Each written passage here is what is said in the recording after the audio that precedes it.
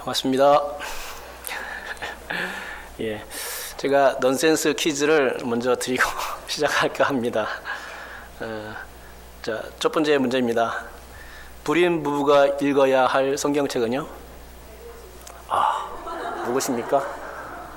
예, 잘 아시네요. 에베소서입니다. 예. 출산하면 반드시 읽어야 할 책은요? 출산하면? 예? 모르세요? 다 나봤을 텐데. 예? 몰라요? 아가서. 아가. 이렇게 봐줘야 될 거 아닙니까? 마지막 한 문제 더 낼게요. 딸을 낳으면 꼭 읽어야 할 성경은? 누굽니까? 민수기. 민수기 오늘 본문이야. 민수기 여자 이름 같았으니까 민수기. 그건 넌센스 퀴즈였어요.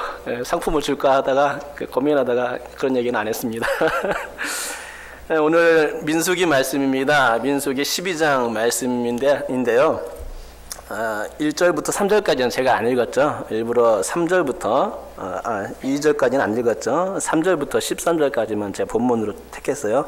상황을 잘 모르니까 1절과 2절을 꼭 읽어야 될 것 같습니다. 같이 한번 1절과 2절 한번 읽어보도록 하겠습니다. 같은 목소리로 천천히 읽겠습니다. 시작. 모세가 구스 여자를 취하였더니 그 구스 여자를 취하였으므로 미리암과 아론이 모세를 비방하니라. 그들이 이르되 여호와께서 모세와 말씀하셨느냐 우리와도 말씀하지 아니하셨느냐 하매 여호와께서 이 말을 들으셨더라. 아멘. 예, 이게 이제 사건의 발단이고 또 오늘 본문 설교와 연결되는 부분입니다. 민수기 이제 12장을 이제 본문 택했는데요. 본문에는 지도자 모세의 권위에 도전한 미리암과 아론이 나옵니다. 여러분, 교회 지도자는 어떠해야 하는가? 그것을 한번 오늘 고민해 보고자 합니다. 유럽교회가 쇠퇴한 이유를 들려면 여러 가지 예를 들 수 있겠지요. 하지만 가장 큰 것은 다음 세대를 위한 신앙교육의 부재였지 않은가 하는 생각을 가져보게 됩니다. 신앙교육이란 다음 세대, 교회의 다음 세대를 준비하는 일입니다. 또 신앙교육은 다른 면에서 지도자를 세우는 일과도 연관이 있을 것입니다.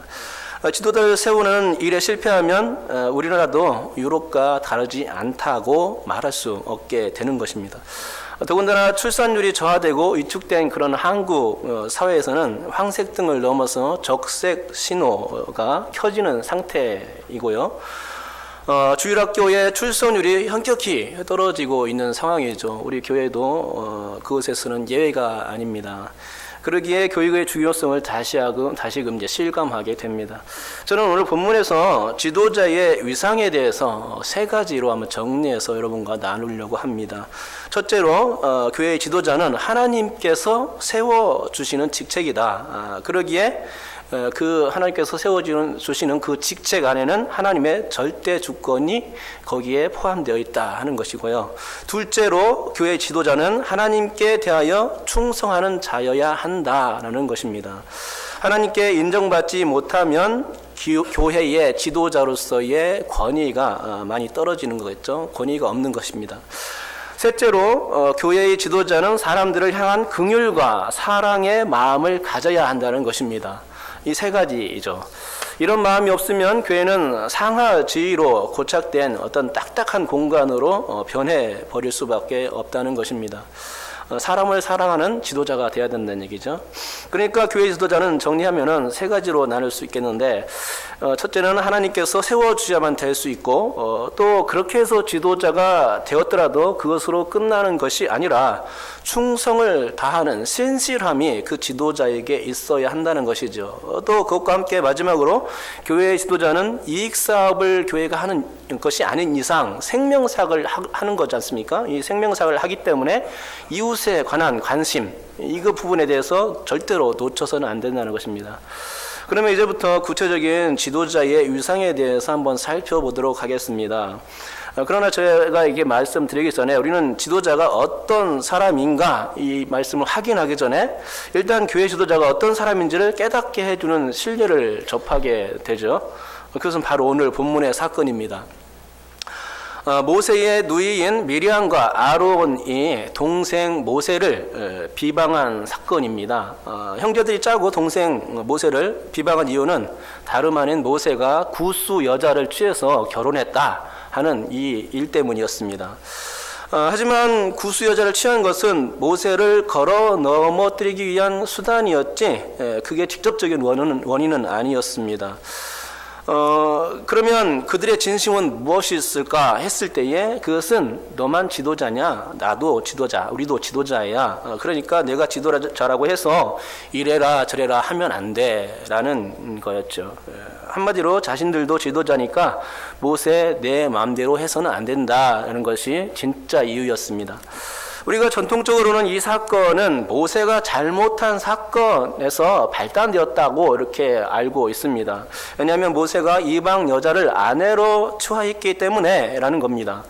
모세는 이미 미디안 여인인 시보라와 결혼한 상태였는데 또 다른 여자, 그러니까 구스 여자, 구스는 아프리카의 에티오피아 지역이죠. 에티오피아 출신인 이방 여자와 왜 또 결혼을 했느냐 하는 것입니다. 자기 민족도 아니고 이방 여인과 결혼하는 것은 바벨론 포로 이후에 학사 에스라가 강력히 책망했던 사건이었고 부분이었습니다. 그것은 하나님의 율법에 정면으로 반하는 그런 행동이었다는 것입니다. 그래서 미리암과 아론이 비방할 수밖에 없었다고 보는 관점이죠.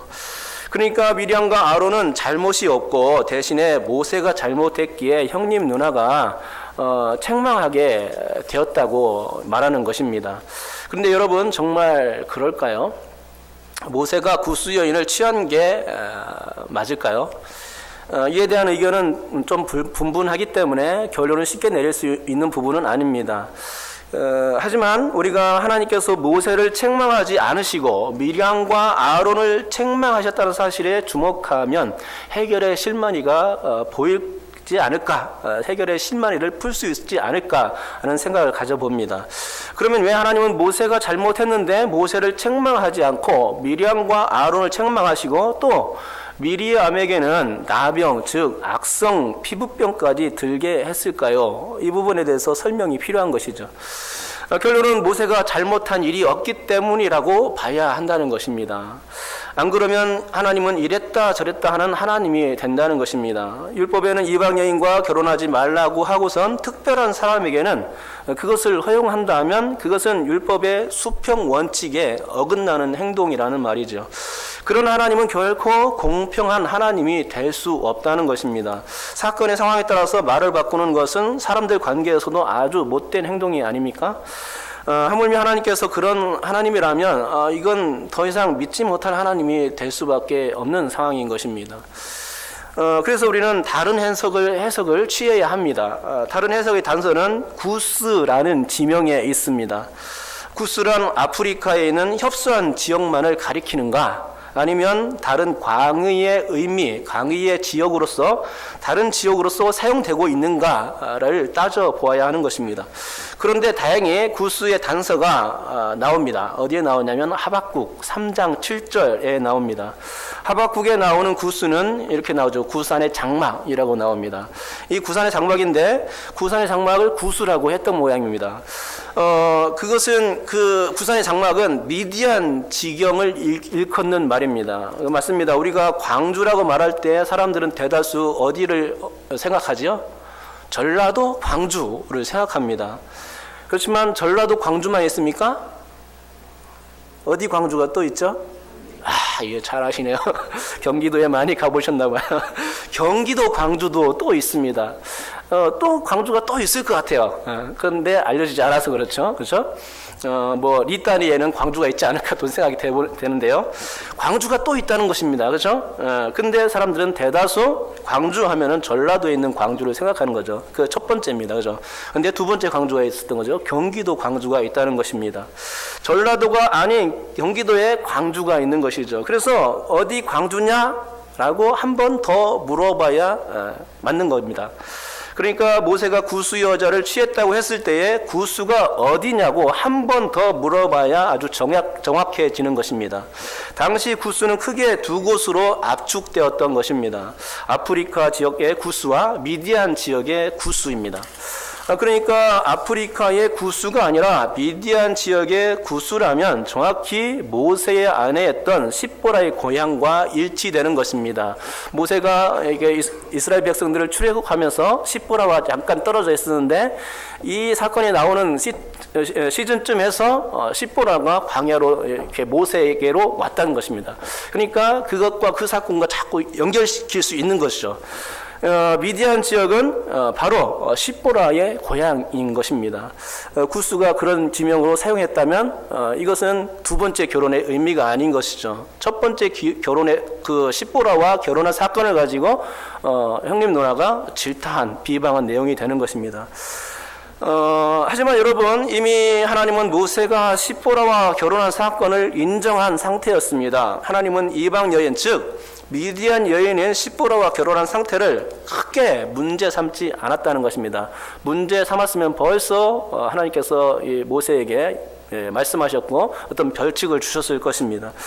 더군다나 십보라의 가정은 믿음의 가정이었죠. 전혀 문제될 게 없었습니다. 사실 따지고 보면 히브리 족속은 처음부터 잡족 아닙니까? 출애굽기의 12장 38절에 보면 알 수 있습니다. 출애굽 당시에 이스라엘 백성은 중다한 잡족이었다고 거기에 나옵니다. 이 중다한 잡족이 출애굽을 한 것으로 내용이 나오고 있는 것입니다. 그러니까 이미 잡족인 이스라엘 영내에서 이방 여인과 결혼한 상태인 모세를 나무랄 이유가 전혀 없는 것입니다. 그리고 학자들은 이렇게 이스라엘 민족이 잡족이고 또 모세가 이방 여인과 결혼한 것을 두고 하나님의 뜻이었다고 말하기까지 합니다. 왜냐하면 그것은 열방들을 구원하시려는 하나님의 뜻이 이미 그 속에 포함되어 있다는 것이죠. 그래서 모세가 이방 여인과 결혼한 것도 말씀하지 않으신 겁니다. 그리고 이미 이스라엘 민족은 잡족으로 구성된 열방을 대상으로 하는 구원 대상을 열방으로 책정하고 계신 하나님의 뜻이 있었기 때문에 크게 문제 삼지 않았던 것입니다. 사실 오늘은 모세의 결혼 문제에 관해서 이야기하고자 함이 아니기 때문에 이쯤에서 결혼 문제를 마무리하도록 하겠습니다.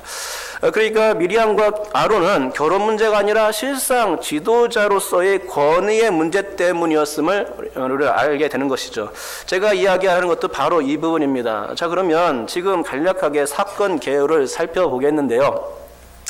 이 사건은 미리암이 주도하였을 것이 틀림없습니다. 그 이유는 1절에서 비방의 소리를 높일 때에 대제사장인 아론이 먼저 그의 이름이 먼저 나올 것 같은데 그렇지 않고 미리암의 이름이 먼저 거론된다는 것입니다. 그리고 더군다나 비방하리라 라는 이 단어, 테다베르라는 이 단어가 남성형이 아닌 여성형을 쓰고 있다는 것입니다. 주도자가 바로 미리암이었다. 이것을 보여주는 것이죠. 이게 바로 미리암이 주도했다는 증거입니다. 성경 출애굽기 15장 2절에는 미리암의 직함이 나오는데 그녀는 선지자였습니다. 성경에는 여선지자의 이름이 몇몇 거론되는데 그 중에 한 명인 것입니다. 그러니까 미리암이 하나님의 선지자로서 자신의 명함을 내밀만 했던 것이죠. 또한 아론이 어떤 사람입니까? 아론은 제사장입니다. 그것도 일반 제사장이 아니라 무슨 자가 붙죠? 앞에 큰 대차 대제사장입니다. 큰 대차가 붙습니다. 한마디로 끝발이 좋은 사람들이었던 것이죠. 선지자, 대제사장 이렇게 잘 나가는 사람들이었습니다. 그러니까 명함값을 이름값을 톡톡히 하는 사람들이었습니다. 그래서일까요? 자신들 위에 군림하고 있는 모세가 너무 껄끄러웠던 거 아닐까 생각해 보게 됩니다. 더군다나 모세는 동생인데 지도자라니 우리 위에 서려고 하다니 이게 말이 되냐 하면서 자신들의 직함을 내세우면서 모세를 비방하게 되었다는 것이죠. 여러분, 동생한테서 이래라 저래라 명령조의 말을 듣는 것이 얼마나 괴로운 일입니까? 아무래도 미리암과 아론은 그런 모세의 말이 귀에 거슬렸을 것입니다. 자꾸만 그것들이 누적되었던 것이죠. 그러면서 퍼뜩 생각나는 것은 나도 선지자요 제사장인데 하면서 여호와께서 너만 얘기하니 우리와도 말씀하신다. 2절 끝분이 바로 그 부분이죠. 이렇게 말했던 것입니다. 사실 이런 모습은 교회에서 없어져야 할 폐단이기도 합니다. 모범이 되어야 할 지도자들, 특히 형제들끼리 주도권을 놓고 옥신각신 다투는 모습은 성도들의 본이 되지 못합니다. 옥스포드 주석에서는 1, 2절 말씀을 해석하면서 미리암과 아론이 모세에게 한 것이 아니라 모세를 뒤로하고 백성들에게 하는 소리로 보고 있습니다. 원어적으로 살필 때 이제 그렇다는 얘기인데요. 그들이 그렇게 함으로써 결국 어떤 것이냐? 당을 지켰다는 거였습니다. 자기 편을 만드는 것이죠. 백성들을 자기 편으로 끌어들여서 내 주장이 맞다라고 그 결론 짓게 만들려는 의도였습니다. 자기 편을 만드는 것인데요. 여러분, 이게 과연 정당합니까? 교회에서는 있어서는 안 되는 그런 편당 나누기죠. 하나님이 가장 싫어하시는 일이기도 합니다. 교회에서 자기들끼리 싸우는 것도 보기 싫은데 우리 우애가 있어야 할 그 형제들끼리 싸우고 있고 또 그 주도권을 다툼을 하고 있습니다. 더군다나 무리를 나누어서 편당을 짓는 일이라면 그것은 하나님의 뜻도 아니고 교회의 목적도 아닌 것입니다. 아주 잘못된 행동이죠. 그러면 이쯤에서 우리 본문 이야기를 한번 좀 더 해봐야 되겠습니다. 오늘 저는 3절부터 13절까지를 이제 본문으로 삼았지요. 왜냐하면 모세가 어떤 사람인지를 알려주는 부분이 바로 3절부터 이제 등장한다는 것이고요. 또 모세가 이런 사람이라는 그런 내용이 바로 13절로 마치기 때문입니다. 여러분 3절과 13절을 보면서 여러분은 모세가 어떤 사람으로 비춰지십니까? 우리 제가 3절 13절을 얘기한 김에 한번 읽어볼까요? 3절과 13절을 연거푸서 한번 읽어주세요. 읽겠습니다. 시작. 이 사람 모세는 온유함이 지면의 모든 사람보다 더하더라. 모세가 여호와께 부르짖어 이르되 하나님이여 원하건대 그를 고쳐 주옵소서. 모세의 기도 내용이죠. 예, 이 두 구절을 읽었는데 모세가 어떤 사람으로 비춰지십니까? 예, 지도자로서 합당해 보입니까? 예, 그렇습니다. 3절에서는 모세의 온유함에 대해서 설명하고 있는데 그 온유함이 지면의 모든 사람들보다 더하다고 설명하고 있습니다. 모세가 다른 그 어떤 사람과도 비교할 수 없는 뛰어난 사람이었음을 이게 소개해주고 있는 것이죠. 꼭 역사적 전기를 읽는 듯합니다. 박혁거세나 단군신화 같은 신화 이야기처럼 들려지기도 합니다. 모세의 독보적인 특징을 이와 같이 소개해주고 있는 것이죠. 어쩌면 과장되어 있을 수도 있겠지만 그것이 하나님이 모세를 바라보는 진짜 관점이었습니다. 그리고 13절을 보십시오. 모세가 어떤 사람으로 비춰지십니까? 중보 기도하는 사람으로 비춰지고 있지 않습니까? 그렇습니다. 모세가 중보 기도하는 사람들을 정말로 애지중지 사랑하고 아끼는 사람이었다는 것이죠. 모세는 때만 되면 이스라엘 민족을 사랑하고 그들을 위해서 기도했던 사건이 터질 때마다 그런 모습들을 자주 발견하게 됩니다. 본 사건에서도 여지없이 그 부분이 노출되고 있습니다. 그러면 이제는 말할 수 있을 것 같습니다. 지도자의 위상에 대해서 말이죠. 제가 초반에 3가지로 말씀드린다고 했는데 이제 말씀드리겠습니다. 첫째로 교회의 지도자는 하나님께서 세워주시는 직책이라는 것입니다. 하나님께서 세워주시기에 하나님의 그 절대 주권을 인정할 줄 알아야 한다는 것이죠. 우리가 본 사건을 개괄적으로 살펴보았지만 이 사건의 핵심은 모세의 권위에 도전한 두 사람에 관한 것으로부터 출발합니다. 왜 도전했습니까? 왜 도전했습니까? 자기들도 지도자라고 본 것입니다. 자신들도 하나님과 말씀을 나누는 사이, 아주 친한 사이다라고 말하고 있는 것이죠. 여러분, 저는 이 부분에 대해서 지면이 많지 않기 때문에 길게 설명할 수 없지만 하나님의 답변으로서 충분히 커버가 된다고 생각합니다. 하나님께서 어떻게 답변하셨습니까? 6절부터 8절까지의 말씀을 통해서 답변하셨습니다. 우리 다 같이 6절부터 8절까지를 한번 읽어보도록 하겠습니다. 읽겠습니다. 시작. 이르시되 내 말을 들으라. 너희 중에 선지자가 있으면 나 여호와가 환상으로 나를 그에게 알리기도 하고 꿈으로 그와 말하기도 하고 하거니와 내 종 모세와는 그렇지 아니하니 그런데 온 집에 충성함이라. 그와는 내가 대면하여 명백히 말하고 은밀한 말로 하지 아니하며 그는 또 여호와의 형상을 보거늘 너희가 어찌하여 내 종 모세 비방하기를 두려워하지 아니하느냐. 아멘. 바로 이 말씀입니다. 미리암과 아론에게 하나님께서 직접 말씀하시면서 책망하신 내용이죠. 이 말씀은 모세가 하나님께 특별한 사람인 것을 부각시키고 있는 말씀이라는 것입니다. 보통은 하나님께서 당신의 계시를 나타나실 때에 환상을 통해서 보여주시든지 아니면 꿈을 통해서 나타내 주신다는 말입니다. 그런데 모세에게는 어떻게 하신다고 말씀하고 있습니까? 그와는 하나님께서 직접 대면하여 말씀하신다고 말씀하고 있는 것입니다. 결코 은밀한 말로 하지 아니하고 명백한 말로 하신다고 설명하고 말씀하시고 계신 것이죠.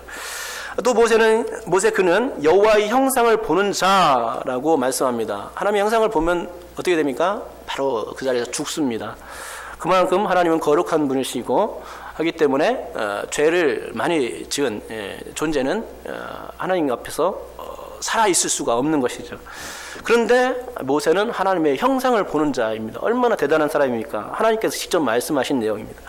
그러니까 이 말씀을 달리 표현하자면 너희 미리암과 아론아 들으라. 너희는 내가 꿈과 환상으로 다가가지만 모세와는 내가 직접 대면하는 사이야. 또 너희는 내가 은밀한 말로 이야기하지만 모세에게는 내가 명백히 얘기하는 사이거든. 알겠니? 라고 확정 지어 주신 것이죠. 여호와의 이 말씀에서 차별성이 느껴지십니까? 느껴집니다. 아무리 깨물어서 안 아픈 손가락이 없다고는 하지만 물건을 들을 때 꼭 필요한 것이 손가락이 있습니다. 그게 어떤 손가락입니까? 엄지손가락이죠. 예, 4개로 들 수 있습니까? 못 듭니다. 엄지손가락이 있을 때 착 들 수 있죠. 예. 차별성이죠. 좀 엄지손가락까지 특별한 존재가 누구였다는 말입니까? 모세였다는 것이죠. 하나님께서 모세를 세워주신 것입니다. 달리 다른 말로 모세의 지도자 유상을 표현할 길이 없습니다. 하나님께서 직접적으로 말씀해 주셨기 때문이죠. 하나님께서 당신께서 세우신 특별한 지도자라는 것이죠. 사실 그렇습니다. 우리가 어떤 직임을 갖는 것은 누군가가 그 자리에 세워주었기 때문에 해당 직위를 갖게 된 것입니다. 직위를 받았기 때문에 그 직위를 수행하는 겁니다. 거기에 반론의 여지를 달아서는 절대로 안 됩니다. 부목사나 담임목사나 장로나 교회에 그 직위가 있지 않습니까? 너는 왜 그런 직위를 받았냐 하면서 직접적으로는 얘기를 못하니까 간접적으로 또 패당을 지어서 당파를 지어서 이렇게 자꾸 소문을 내고 이렇게 하는 것은 온당하지 못하는 거죠. 왜냐? 하나님께서 세워주셨기 때문이죠. 반론의 여지를 두어서는 안 됩니다. 약점을 잡아서 넘어뜨릴 수도 없는 것이죠. 아주 그런 것은 교묘한 수법입니다. 자신의 이익을 산출하기 위해서 교활하고 야비한 수법을 사용하는 것입니다. 하나님이 그들의 말을 듣고 계신데 그것도 모르고 덤벼드는 행동이죠. 하나님께서 그들 심판할 수도 있는 것을 왜 모르는지, 그걸 알고 하는 것인지 모르고 하는 것인지, 자신들의 주장을 내세우며 지도자를 우습게 판단하고 끌어내리는 모습은 교회에서는 좋지 않은 모습인 것 같습니다. 하지만 여러분, 우리가 분명히 알 것은 그 직책은 하나님께서 주셨음을 인정해야 한다는 것입니다. 우리가 그 일단의 예를 어디서 발견할 수가 있습니까? 다윗에게서 발견할 수가 있지 않습니까? 다윗이 원수인 사울을 죽일 기회가 몇 번 있었지만 결코 사울을 죽이지 않았다는 것입니다. 왜 그랬습니까? 사울도 하나님의 기름 부음을 받은 왕이라는 사실, 그 한 가지 때문이었습니다. 또한 바울이 디모데의 연소함을 업신여기지 못하게 했습니다. 왜 그랬습니까? 목사의 직분은 하나님께서 세우신 직분이기 때문입니다. 다른 지도자들과 특별한 차이가 있음을 분명히 하신 것이라 하겠습니다. 이게 진짜 지도자의 위상입니다. 하나님께서 세워주셔야 하는 거죠. 하나님께서 세우시는 것, 그만큼 가장 큰 지도자의 위상은 없습니다. 물론 그가 잘하고 못하고는 둘째 문제일 겁니다. 혹 잘못하더라도 비방하고 패당을 지어서 문제를 해결하는 것은 잘못되었다는 말입니다. 정당한 방법으로 해결이 돼야 되겠죠. 지도자의 위상 두 번째는 교회 지도자는 충성하는 자여야 한다는 것입니다. 그러니까 이 두 번째 법칙은 이 첫 번째 법칙이 전제되어야만 합니다. 많은 이단들이 생기는 이유가 무엇입니까? 그것은 그들이 하나님의 특별한 직임을 맡았다고 자부하기 때문입니다. 하지만 하나님께서 그들을 사랑하신 적도 없고 그들을 세우신 적도 없다는 것입니다. 그런데 버젓이 하나님의 대사 역할을 한다는 것이지요. 하나님께서 세우셔야 진정한 직임을 수행할 수 있는데 말입니다. 그리고 그렇게 직임을 맡게 되었다면 그 다음은 무조건 충성입니다. 다른 것은 말할 것도 없습니다. 요셉이 어딜 가나 인정받을 수가 있었던 것도 바로 그 부분입니다. 그는 보디발의 집에서도 인정받는 총무가 될 수 있었고요. 감옥에 갇혀 있을 때도 총무로 감방 총무로 역할을 감당할 수 있었습니다. 왜 그랬습니까? 그가 성실했기 때문이죠. 눈에 꽉 들었기 때문입니다. 물론 애굽에서의 총리 역할도 마찬가지였습니다. 하나님의 직임을 맡았다면 그때부터는 성실의 성실로서 감당해야 하고 충성으로서 감당해내야 합니다. 그게 직임을 맡은 자의 마땅한 소임입니다. 7절에 나와 있지 않습니까? 그는 내 온 집에 충성함이라. 모세가 그랬습니다. 아멘이 한 번도 없습니다. 예. 제가 그는 내 집에 온 집에 충성함이라 하면은 이렇게 아멘 크게 한번 해보세요. 한번. 그는 내 온 집에 충성함이라. 예, 아멘. 감사합니다. 정말 충성했으면 좋겠어요. 직분을 주셨는데 그 직분에 정말 충성해야죠. 예. 그러니까 목사 직분을 맡았으면 그 목사 직분에 적합한 말씀 사역과 기도 사역, 교회를 심호하고 총괄하는 직임을 아주 잘 수행해야 합니다. 장로면 또 장로에게 마땅한 직임이 있습니다. 그 직임을 아주 잘 수행해야 합니다. 안수 집사나 권사 집사님들도 마찬가지입니다. 자기 직임을 맡았으면 그 직무를 그 직무에 맞는 역할을 잘 감당해야 한다는 것이죠. 그러면 성도는 직위가 없다고요? 성도는 직위가 없으니까 직임이 필요 없는 겁니까? 아닙니다. 성도들도 그리스도인의 특권이라는 것이 있습니다. 그게 바로 직위입니다. 그래서 그가 성도가 된 이상 그는 그리스도인답게 살아가야 할 책임이 있습니다. 그가 성도가 된 이상 그는 거룩하게 살아가야 합니다. 그가 성도가 된 이상 그는 하나님과 교제해야 하고 그가 성도가 된 이상 그는 전도하는 것이 마땅합니다. 그가 성도가 된 이상 그들은 기도하고 그 말씀을 사랑하는 일을 순종하는 일, 행하는 일을 해야 한다는 것이죠. 성도가 그 신분에 맞게 해야 하는 일이 얼마나 많은지 모릅니다. 여러분 바로 그 일들을 해낼 수 있기를 주님의 이름으로 축복합니다. 그리하면 우리 하나님께서 너는 내 집에 충직한 종이라 이렇게 말씀해 주실 것입니다. 지도자의 위상 세 번째는 교회의 지도자는 사람들을 향한 긍휼과 사랑의 마음을 가져야 한다는 것입니다. 이 사랑의 마음이 없으면 교회의 직위는 일반 회사나 군대와 같은 조직이 되어버리고 맙니다. 특수 목적에 부합하고 명령 계통을 통제하거나 따르는 엄격한 계율 사회가 되고 마는 것입니다. 따라서 그런 공동체는 어떻습니까? 딱딱해질 수밖에 없는 것이죠. 교회의 지도자가 사랑이 없으면 아무 소용이 없습니다. 교회의 지도자가 섬기지 않으면 매우 부자연스럽습니다.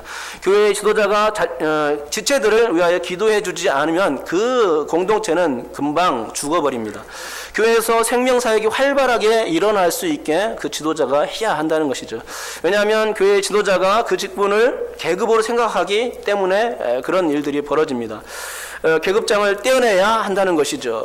나의 계급은 오직 하나님께서 인정하는 것으로 만족해야 한다는 것입니다.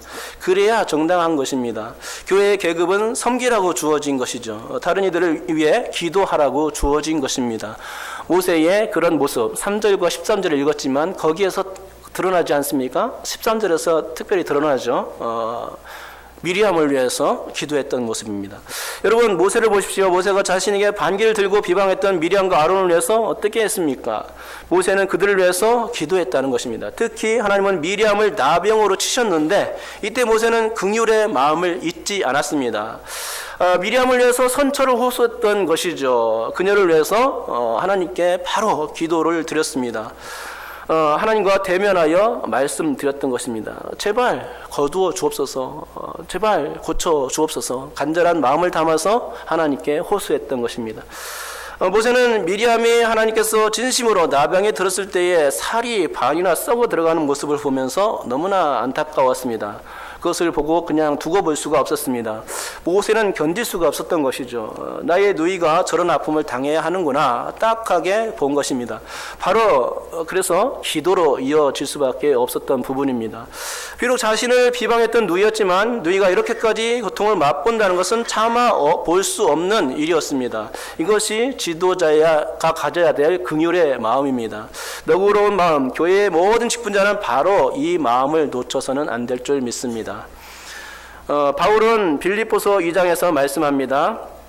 제가 읽어드리겠습니다. 그러므로 그리스도 안에 무슨 권면이나 사랑에 무슨 위로나 성령의 무슨 교제나 긍휼이나 자비가 있거든 마음을 같이하여 같은 사랑을 가지고 뜻을 합하여 한 마음을 품어 아무 일에든지 다툼이나 허영으로 하지 말고 오직 겸손한 마음으로 각각 자기보다 남을 낮게 여기고 각각 자기 일을 돌볼 뿐더러 또한 각각 다른 사람들의 일을 돌보아 나의 기쁨을 충만하게 하라. 아멘.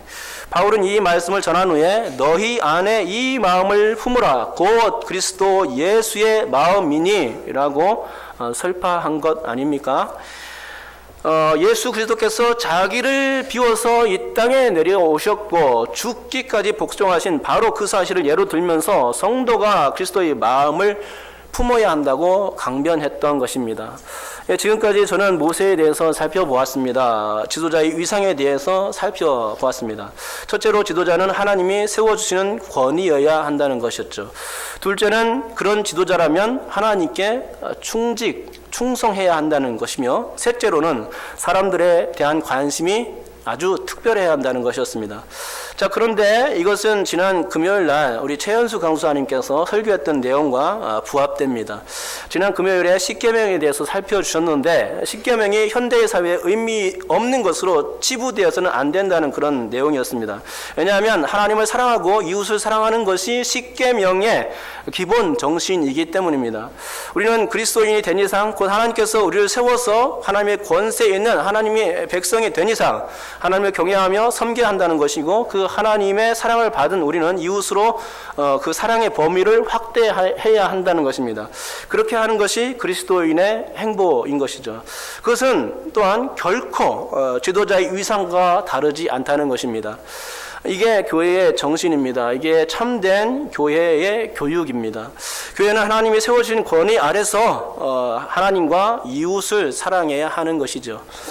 사실 이런 모범의 가장 중요한 위치에 서 계신 분이 바로 누굽니까? 예수님이십니다. 우리가 예수님을 우러르는 것은 그분이 성부께서 세우신 메시아이기 때문입니다. 예수님은 메시아로서 너무나 충직하셨고 또 당신에게 맡겨진 사역을 온전히 감당하셨습니다. 뿐만 아니라 사랑으로 섬겼고 또 지금도 성도들을 위해서 신원해 주시는 분이십니다. 그러니까 오늘 본문을 통해서 이 모세의 사건, 그 미리암과 아론의 사건을 통해서 누구를 볼 수 있어야 되느냐? 예수님까지 볼 수 있는 눈이 열려야 합니다. 모세 당시는 그러니까 지도자가 모세 한 사람뿐이었듯이 지금 우리의 지도자는 한 분뿐인데 누구라는 말입니까? 예수 그리스도라는 것입니다. 우리의 교회의 머리 대신 예수 그리스도입니다. 그러면 우리는 아까 읽었던 이 빌립보서 2장 5절 말씀을 다시 한번 그 마음에 되새겨야 되고 또 놓쳐서는 안 될 것 같습니다. 우리 다 같이 한번 외워서 하죠. 뭐 찾기보다는 제가 한번 읽어드릴 테니까 한번 외워보세요. 빌립보서 2장 5절 말씀입니다. 너희 안에 이 마음을 품으라. 곧 그리스도 예수의 마음이니. 외우기 쉽죠? 한번 같이 한번 읽어보겠습니다. 시작. 너희 안에 이 마음을 품으라. 곧 그리스도 예수의 마음이니. 확실히 그 마음에 새겨 놓으십시오. 그리스도 예수의 마음만 품으면 된다는 사실, 이 사실을 명심했으면 좋겠습니다. 그리하면 우리 교회는 하나님의 뜻에 의해서 세워지는 그런 아름다운 공간, 하나님을 사랑하고 정말 또 이웃까지 사랑할 수 있는 그런 아름다운 귀한 공간, 신월중부교회가 될 줄 믿습니다.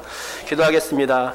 하나님 아버지 감사합니다. 우리 이 신월중부교회를 하나님 이 공동체를 사랑하여 주시옵소서. 이 공동체 하나는 한 사람 한 사람 주님께서 지도자로 세워주신 것과 마찬가지입니다. 하나님 우리는 지도자입니다. 세상을 이끌 지도자입니다. 하나님 아버지 우리가 그에 마땅한 행동을 할 수 있도록 인도하여 주시옵시고 하나님 정말로 그것을 놓치지 않게 도와주옵소서. 하나님께서 세워주시는 그 지도자가 진짜 지도자이며 또 하나님께서 세워주실 때에 충성과 봉사는 마땅히 뒤따르는 부분입니다. 하나님과 이웃을 사랑하는 일 이것을 놓치지 않게 도와주옵소서. 직분에 맞는 위상을 우리가 가질 수 있도록 인도하여 주옵시고 그래서 교회가 하나님 아버지 정말로 온전한 하나님께서 그 인정하실 만한 그런 교회가 될 수 있도록 역사하여 주시옵소서. 감사드리며 예수님의 이름으로 기도드립니다. 아멘. 우리 찬송하겠습니다. 찬송